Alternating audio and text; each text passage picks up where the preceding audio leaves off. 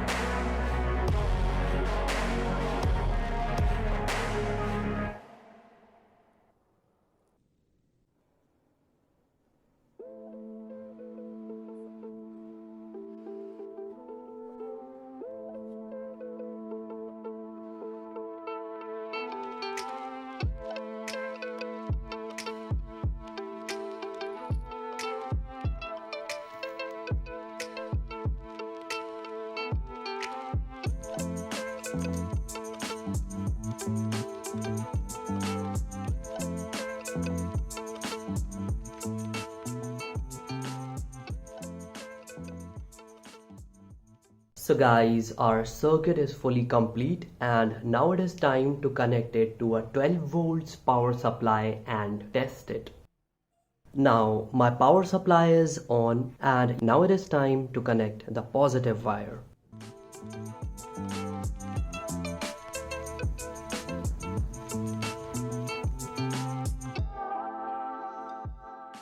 So here I've upgraded my heat sinks for maximum heat dissipation and protection of my MOSFETs. Don't forget to use the electrical separators. The no load current is as high as 1.8 amperes and load current at present it is 4. Well, it will depend on objects.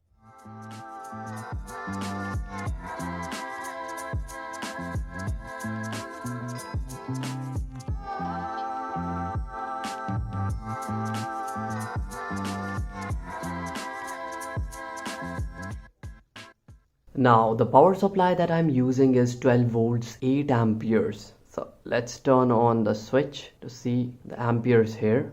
And here as you can see that it is drawing almost full. So moving on with the temperature measurement for my induction heater, as we can see the room temperature is 23 degrees. Let's turn it on. And here the temperature is rising rapidly. Now the temperature has reached to a max of 616 degrees and then it stopped measuring the temperature, which means that it was the maximum this multimeter could measure. Test 2 with my must tool clamp meter. So we are doing 500 degrees. Let's see it can cross 600. Yeah, it is crossing 600. So we have reached 665 degrees centigrade and this is red hot.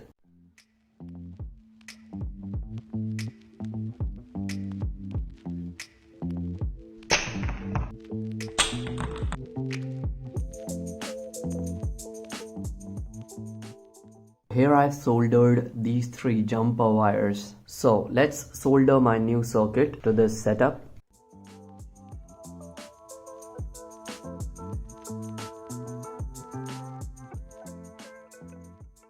So turning on the supply.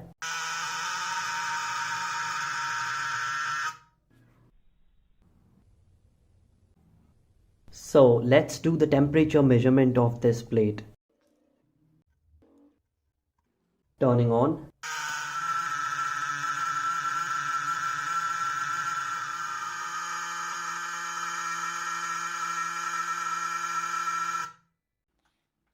Now increasing the air gap and testing it again. Temperature is 21.8 degrees.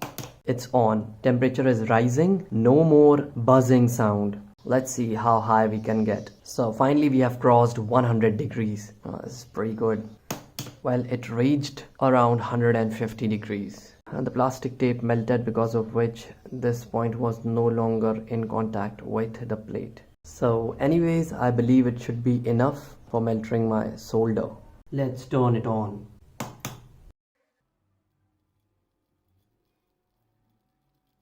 You can see the flux melting and smoking.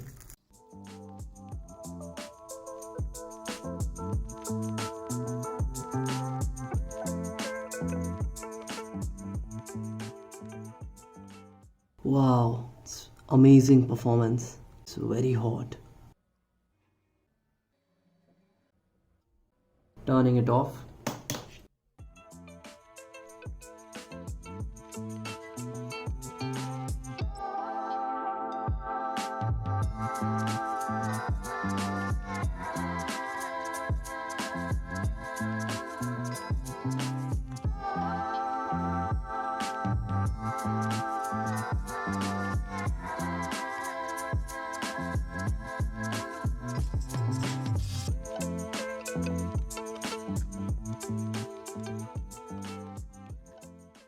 So as you can see that it is working very well, plus continuously, and the heat sinks are still not hot enough. Pretty good performance.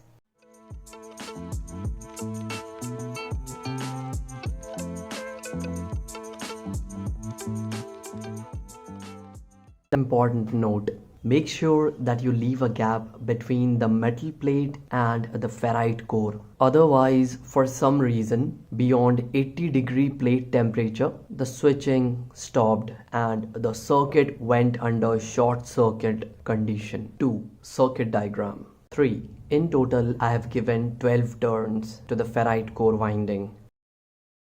Hi. This, what you see, is a 220 volts copper shading ring induction motor with a coil resistance of up to 160 ohms, and today in this video I'm going to turn it into a transformer. So before moving on with the project, let's check if it is working or not. This motor is usually found in hot air blowers. As you can see that it is working just fine. So now I'm going to proceed with the project in such a way that neither should I destroy the motor nor should I abandon my project.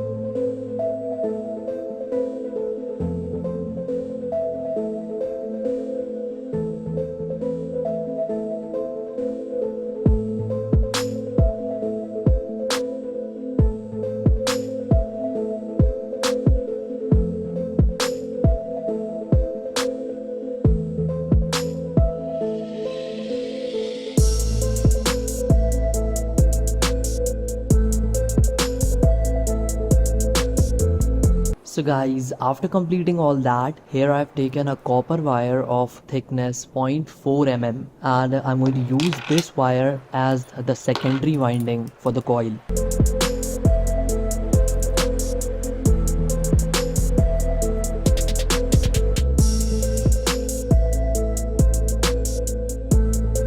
First, I'm planning on giving around 50 turns and then check how much volts I'm getting and then accordingly increase the number of turns if needed. My target is 12 volts.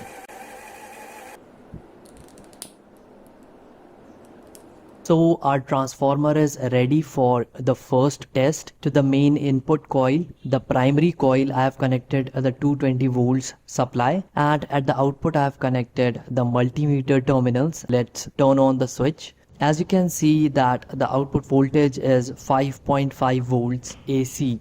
Let's close the magnetic circuit of this transformer with the help of a metal piece. Testing it again. Now as you can see that the output voltage has increased from 5.5 volts to around 6 volts AC. So it is exactly half of what I need. This means that I need around 100 turns at the secondary.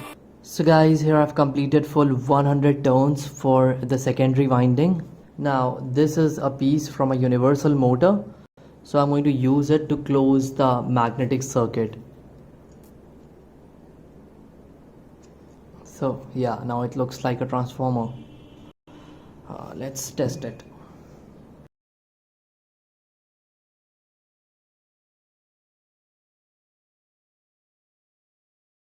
Okay, so connecting the supply, turning it on.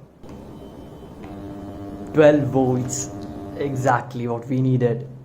Now this what you see is a 12 volts 3 amperes car bulb, and I'm going to connect this bulb to the transformer to check if it can handle this much load. It is around 36 watts. Okay. It is actually working. Pretty good, huh? Now let's turn off my camera light as well, turning on the transformer. You can see that it is working really nice. Turning it off. This what you see is a KVPC 3510 bridge rectifier for converting the AC output from the transformer to DC. So I've already connected the AC terminals to the rectifier. Now comes the final output DC terminals. So for the output I'm going to use the black and red jumper cables. Red will be positive and black as always negative. Now let's do the short circuit ampere testing.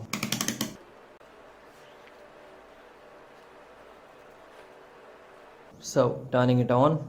So the amperes are 1.36 at short circuit. Now I'm going to turn on the switch. Keep concentrating on this wire. Okay. You see that it is vibrating at such a high speed. Well, of course, there is a lot of ampere loss in the cables. But if we go for the direct test, the output should be a little better. You see, amps have increased from 1.36 to around 1.75. So let's start the test with this LED panel, 84 LEDs. Turning it on. Glowing pretty bright.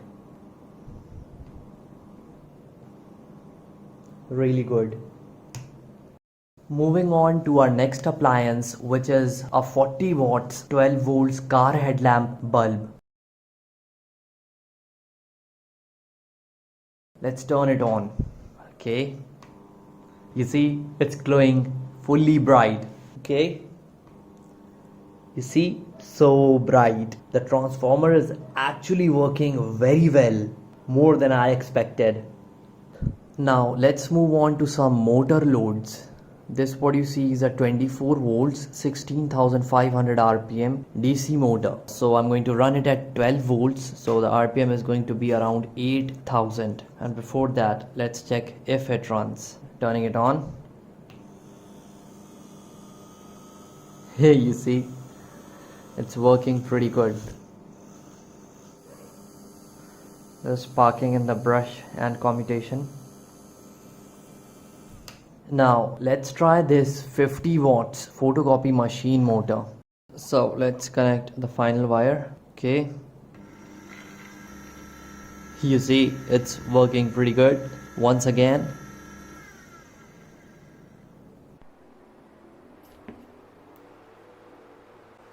Now guys, the applications for the same are limitless, so it is for you to decide if you would like to use it for operating lights or motors or charging your 12 volts batteries. This is a 12 volts battery charger, and I made it using some old and discarded mobile chargers. So let's connect the charger to the multimeter and then to the power supply. Now, even though the charger is working fine and the bulb is glowing, still the voltage drop has increased a lot with time. thereby making it not suitable for a 150 ampere hour battery charging. To watch the full video of this battery charger, link has been provided in the description below. Now for each of these mobile charger circuits, the 220 volts side has already been connected in parallel. So now it's time to disconnect the 5 volts output side.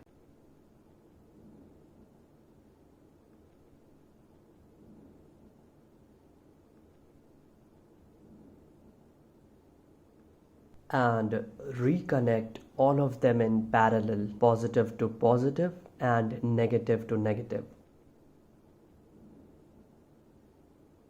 After that comes the testing part, and here as you can see we have the desired output of 5.1 volts DC.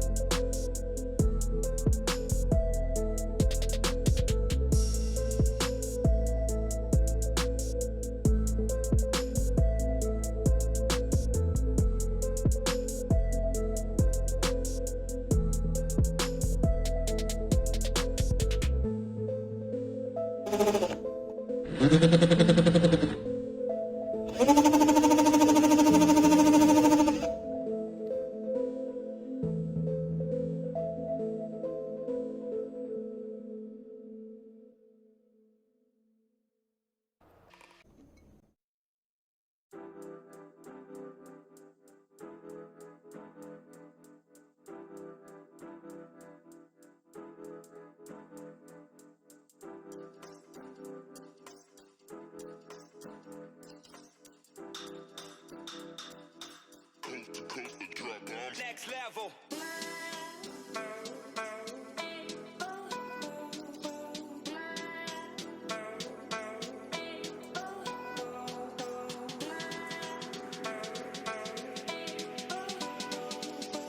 So guys, the circuit is fully complete. You can see the LED indicator is also bright. So let's measure the output voltage. As you can see, the output voltage is 4 volts DC, which is exactly what we need to charge our lithium-ion batteries safely.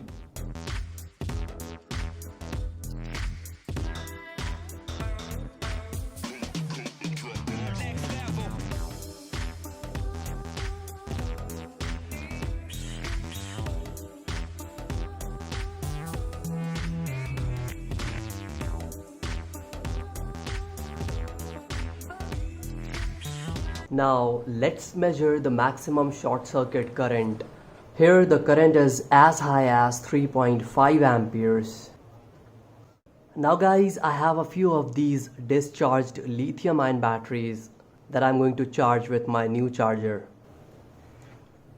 Okay, so this is the lithium-ion battery set, and this is the charger.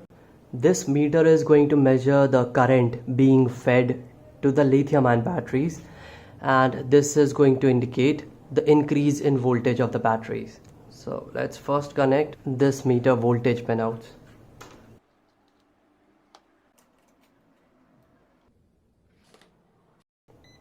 The voltage, as you can see, is only 2.5 volts, so the battery set is very discharged. So let's turn on the charger. It's on. Here I am connecting only the negative terminal first. This is the positive, red, which will be connected to the red pinout of this meter, and the black one will be connected to this point. Let's turn on the meter first. At present it is showing 0 amperes and there is no voltage increase on the display. Okay, yeah, you can see the current flowing from the charger to the battery pack is only 0.3 amperes and battery voltage is increasing rapidly. So guys, the batteries have been charging for 8 hours. Let's check the voltage now. Here, as you can see, our battery set has reached to 3.75 volts, which is a great voltage. Like, it has increased from 2.5 volts to 3.75 volts for 5 batteries.